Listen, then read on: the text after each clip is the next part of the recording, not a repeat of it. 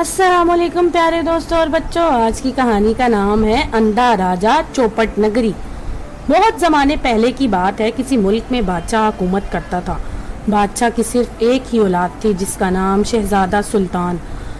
شہزادہ سلطان اپنی ریاست کے انتظامات اور لوگوں کی فلاح و بہبود کے کاموں میں ذرا بھی دلچسپی نہیں لیتا تھا، جبکہ بادشاہ کی خواہش تھی کہ وہ امور مملکت کی سمجھ بوجھ رکھے اور رعایا کے ہر طرح سے کام آئے۔ کچھ عرصے بعد بادشاہ کا انتقال ہو گیا۔ پورے ملک میں کئی دن تک سوگ منایا گیا اور بالآخر شہزادہ سلطان بادشاہ بن گیا۔ شہزادہ سلطان کے بادشاہ بنتے ہی خوشامدی وزیروں نے اسے مکمل طور سے اپنے قابو میں کر لیا اور جس طرح وزیر چاہتے بادشاہ وہی سب کچھ کرتا۔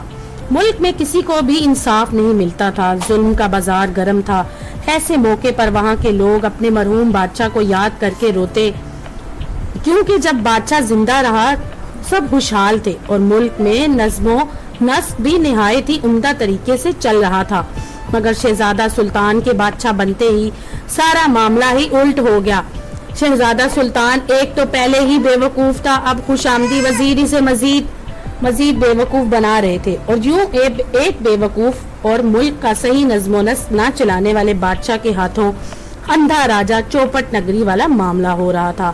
تو دوستو، اگر آپ کو یہ کہانی پسند آئے تو میرے چینل کو لائک اور سبسکرائب ضرور کیجیے گا۔